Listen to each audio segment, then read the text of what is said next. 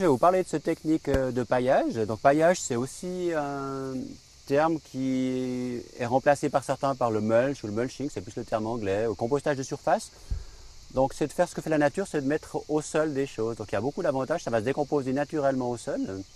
Mais en même temps, ça va empêcher une partie de l'évaporation de l'eau qu'il y a dans le sol. Donc on a un sol qui va garder l'humidité un peu plus. Donc c'est intéressant, surtout à certaines saisons en plein été ou de certains climats. Ça va aussi réduire la pousse des mauvaises herbes. Donc, il y a quand même une épaisseur qui est assez importante à avoir. On est plutôt du côté de, vous voyez, comme ça. Hein. Là, on a un bon paillage qui fait un bon 5-10 cm d'épaisseur. On peut le faire avec du gazon, avec de l'herbe qu'on vient de fraîchement tondre. On fera toujours attention de ne pas poser le paillage, surtout s'il est humide, contre le plan d'un arbre. Vous voyez, si on le colle à ras de l'arbre, on va garder l'humidité contre le pied de l'arbre. Ça va créer de la moisissure, de la pourriture. Donc ça met en danger un pied d'arbre, un pied de tomate, un pied de salade, un pied de fenouil, etc.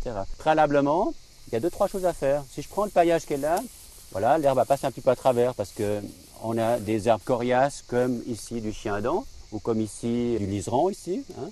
Donc il y a une préparation de sol à faire avant. Donc là, je nettoie un petit peu mon sol. Si je prends le sol ici, vous voyez, la terre est belle. Puis là-dedans, je trouve un lombric. Ce n'est pas un ver de terre qui va en profondeur, il va décomposer la matière végétale en surface. Avant de pailler, je vais arroser copieusement. Donc là, je peux arroser plus copieusement que ça. Je peux facilement mettre un arrosoir pour ce tas, voire même 2 arrosoirs, pour que le sol soit bien humide. Et après, je paille par-dessus. Donc là, on a un gain très intéressant, c'est qu'on a un arbre qui n'est pas en concurrence avec l'herbe qui pousse autour, donc il garde l'essentiel des éléments nutritifs qu'il y a dans le sol pour lui. On garde l'humidité. On a une zone qui, au niveau esthétique, peut être assez sympathique. Et puis la vie du sol est maintenue et développée.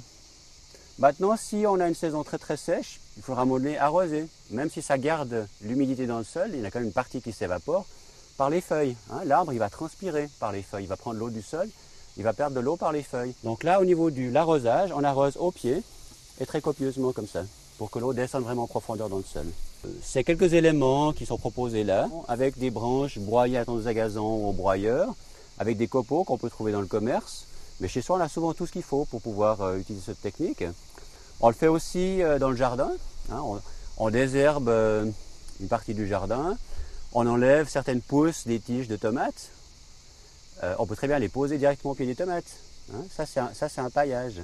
On peut très très bien apporter du compost, même demi-mûr, ou même des déchets de cuisine qu'on pourrait poser là-dessous, hein, du frais qui va se décomposer assez rapidement, par-dessus un paillage, avec du gazon par exemple, avec de l'herbe, puis encore par-dessus un paillage supplémentaire, plus coriace. En dernier, on mettrait le plus coriace, comme du branchage broyé.